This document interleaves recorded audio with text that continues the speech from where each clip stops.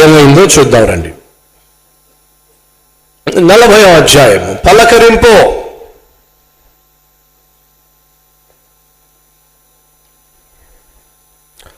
నాలుగవ వచనం 40వ అధ్యాయము. ఆ సేనాధిపతి వారిని యోసేపు వశము చేయగా అతడు వారికి ఉపచారము చేసెను.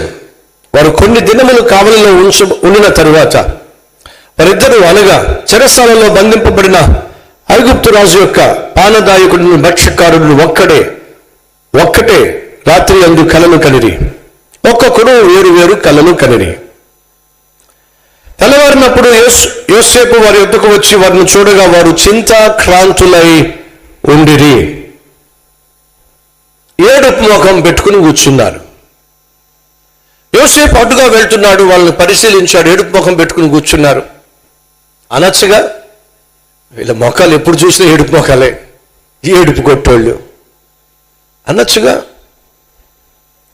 ఎవరైనా ఒకవేళ మీ దృష్టిలో బాధతో కానీ వేదంతో కానీ దుఃఖంతో కానీ కనిపించినట్లయితే వారిని చూసి వీడి ముఖమే ఎంత, దీని ముఖమే ఎంత, ఎప్పుడు చూసినా ఏడుపు ముఖమే, ఏడుపు కొట్టుది అని చెప్పి కొట్టిపడేసేయచ్చు. అది నీ బుద్ధి. యోసేపు కూడా చెరసాల్లో ఉన్నాడు, తనకు అన్యాయం జరిగింది. కానీ ఎవరో ఇద్దరు దుఃఖంతో ఉన్నప్పుడు యోసేపు అక్కడికి వెళ్ళి ఎవరిగానో చూద్దాం రండి. 7వ వచనం.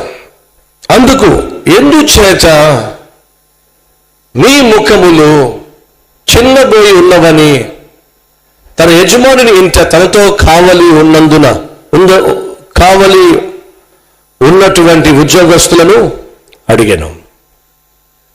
వాళ్ళు డల్గా ఉన్నప్పుడు, వాళ్ళు నిరుత్సాహంగా ఉన్నప్పుడు, వాళ్ళు ఏదో ఒక బాధలో దిగుల్లో ఉన్నప్పుడు యోసేపు నాకు దేవుడు తోడుగా ఉన్నాడుగా, ఏదో ఒక రోజు నన్ను దేవుడు విడిపిస్తాడుగా, నాకేం డోకా లేదుగా అని చెప్పి తనకు దేవుడు తోడుగా ఉన్నాడు కాబట్టి రేపో మాపో దేవుడు ఖచ్చితంగా తనను విడిపిస్తాడు కాబట్టి తను ధైర్యంగా ఉన్నాడు. మరి తాను ధైర్యంగా ఉంటే సరిపోతుందా? తన చుట్టూ ఉన్న వారిని కూడా ధైర్యపరచటమే ఆత్మీయుని యొక్క లక్షణం. కాబట్టి దుఃఖంతో ఉన్నటువంటి వాళ్ళని చూసి ఏమిటరా అలా ఉన్నారేంటి, ఏమైంది అని అడగాలంటే ఏం కావాలి చెప్పండి? ఆప్యాయత కావాలి, ఆత్మీయత కావాలి. అలా ఉన్నారేంటి, ఏమైంది, మాట్లాడరే, ఏమైందో చెప్పండి. తనేదో బాగున్నట్టు, తనెక్కడున్నాడు? చెరసాల్లో ఉన్నాడు. తనకేం జరిగింది? అన్యాయం జరిగింది. నీతిగా జీవించినందుకు ఉద్యోగం పోయింది. వాస్తవంగా దుఃఖంలో ఉండాలి, వేదనలో ఉండాలి, విచారంలో ఉండాలి, ఏడుస్తూ ఉండాలి. కానీ యోసేపు అలా లేడు. కారణం ఏమిటంటే నా జీవితంలో ఏది జరిగినా సరే నా దేవుని యొక్క అనుమతి లేకుండా జరిగే ప్రసక్తి లేదు. ఒకవేళ నేను ఈ చెరసాల్లోకి వచ్చినా సరే నా దేవుడు అనుమతించాడు కాబట్టి నేను చెరసాల్లోకి వచ్చాను అనేటటువంటి ధీమా, ధైర్యం, దేవుని పట్ల నమ్మకం యోసేపుకు ఉంది కాబట్టి చెరసాల్లో కూడా దిగులు పడకుండా ఉన్నాడు. తను దిగులు పడకుండా ఉన్నాడు. ఎదురుగుండా ఉన్న వాళ్ళు దిగులు పడుతున్నప్పుడు అడుగుతున్నాడు, ఏమైందరా, ఏమైంది? అదే చెప్తున్నా. సరే బాగున్నారా అని అడిగితే ఏం జరుగుతుంది? ఏమైంది, ఎందుకు ఎలా ఉన్నారు అని అడగడం వల్ల ఏమిటి, ఏమైంది? యోసేపు వాళ్ళని చూసి ఏమైందరా ఎందుకు అలా ఉన్నారు అని అడిగారు కదా. అప్పుడు ఒకడేమో కళ చెప్పాడు, రెండో వాడు కూడా కళ చెప్పాడు. ఒకడు కళ చెప్పినప్పుడు ఆ కళ భావాన్ని యోసేపు అతనికి చెప్పేశాడు. ఏంటంటే నువ్వు చేసింది తప్పు కనుక నీకు శిక్ష పడింది కనుక ఆ శిక్ష ఖరారు కాబోతుంది, ప్రాణం పోబోతుంది. రెండో వాడు చెప్పిన కళ విని అన్యాయంగా అక్రమముగా నీ మీద శిక్ష పడింది, కానీ రాజు వాస్తవాన్ని గ్రహించి సత్యాన్ని గ్రహించి నీ శిక్షను కొట్టివేసి నీకు మళ్ళా ఉద్యోగం ఇస్తాడు అని చెప్పి ఆ కలభావం చెప్పేశాడు. అన్నట్టుగానే జరిగింది. ఒకటి ప్రాణం పోయింది, ఒకటికి పోయిన ఉద్యోగం మళ్ళా వచ్చేసింది. పోయిన ఉద్యోగం వచ్చేసి ఫరో దగ్గరకు తను తీసుకుపోగొడుతున్నప్పుడు యోసేపు అన్నాడు, నువ్వు రాజు దగ్గరికి వెళ్తున్నావు కదా, నేనే తప్పు చేయలేదు కదా, ఈ దేశస్తుని కాదు కదా, నేను విదేశీయుని కదా, నా సంగతి నీకు తెలుసు కదా, ఒకసారి రాజుకు చెప్తావా? నేను నిర్దోషినని అన్యాయంగా చెరసాల్లో నన్ను బంధించారని ఒక్కసారి రాజుకు చెప్తావా?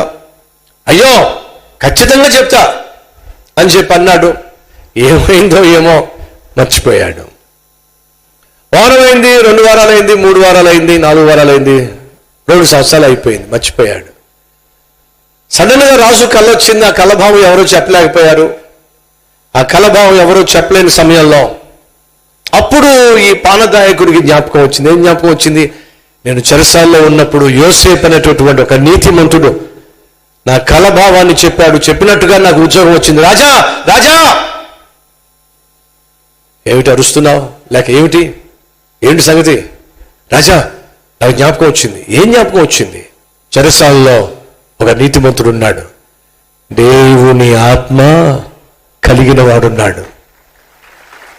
ఆ దేవుని ఆత్మ కలిగిన వాడు మీ కలభావం చెప్పేస్తాడు. పిలిపించండి. పిలిపించాడు, కళ చెప్పాడు. యోసేపు ఏమో భావం చెప్పేశాడు. ఫలితంగా అది విన్నటువంటి ఫరో దేవుని ఆత్మ కలిగిన లేక దేవతల ఆత్మ కలిగిన జ్ఞానం కలిగిన ఇలాంటి వాడిని మన దేశంలో ఎక్కడైనా మీరు చూసారా అని చెప్పి తన దగ్గర ఉన్న జ్ఞానులందరినీ ప్రశ్నిస్తే వాళ్ళు నోరు తెరుచు కూర్చున్నారు, ముక్కు మీద వేలు వేసుకున్నారు, లేరు. కాబట్టి నేను ఈ దేశానికి యోసేపును ప్రధానమంత్రిగా నేను ఏర్పరుస్తున్నాను అన్నాడు. ఇప్పుడు మీకేం అర్థమైంది? దుఃఖంలో, బాధలో, విచారంలో ఉన్నటువంటి 2 ఖైదీలను చూసి యోసేపు పలకరించాడు. ఆ పలకరింపే కదండి యోసేపును ఒక రోజు ఏం చేసింది? ప్రధానమంత్రిని చేసింది. అర్థమైందా? పలకరింపులో ఉన్నటువంటి ఆశీర్వాదం ఏమిటో, నిస్వార్థంగా జీవించడంలో ఉన్న ఆశీర్వాదం ఏమిటో, ఎదుటివాడు బాగుండాలి అనే తలంపులో ఉన్న ఆశీర్వాదం ఏమిటో, వేదంతో దుఃఖముతో ఉన్నప్పుడు ఏదో విధంగా చేయగలిగిన సహాయం చేయాలి అనేటటువంటి మంచితనంలో ఉన్నటువంటి ఆశీర్వాదం ఏమిటో మీకు అర్థమైందా? ఆ రోజు వాళ్ళు దుఃఖంతో ఉన్నప్పుడు నాకెందుకు, నాకు కష్టాలు లేవా, నాకు బాధలు లేవా, నాకు అన్యాయం జరగలేదా, అన్యాయంగా నేను ఈ చెరసాల్లో లేనా, నాకేమైనా కష్టాలు తక్కువ ఉన్నాయా? అందరికీ కష్టాలు ఉన్నాయి, వాళ్ళ ముఖాలు వాళ్ళకు ఉన్నాయి అని చెప్పేసి సింపుల్గా వెళ్ళిపోవచ్చు కదండి. వెళ్ళలేకపోయాడండి. తన ఎదుట దుఃఖంతో, వేదంతో, విచారంతో వాడు కూర్చున్నప్పుడు వెళ్ళి అడిగాడు, ఏమైంది? ఎందుకు అలా ఉన్నారు? ఎందుకు మీరు వేదన పడుతున్నారు? ఆ అడిగినటువంటి ఆత్మీయతను చూశారా? అదే ఆ ఆత్మీయుణ్ణి దేశాన్ని పరిపాలించే ప్రధానమంత్రిని చేసింది. సంగమా వింటున్నారా? ఆత్మీయత, ముడిపడినటువంటి ఆప్యాయత, అనురాగాలను తుంచేయకండి. అవి ఈరోజు చాలా అవసరం.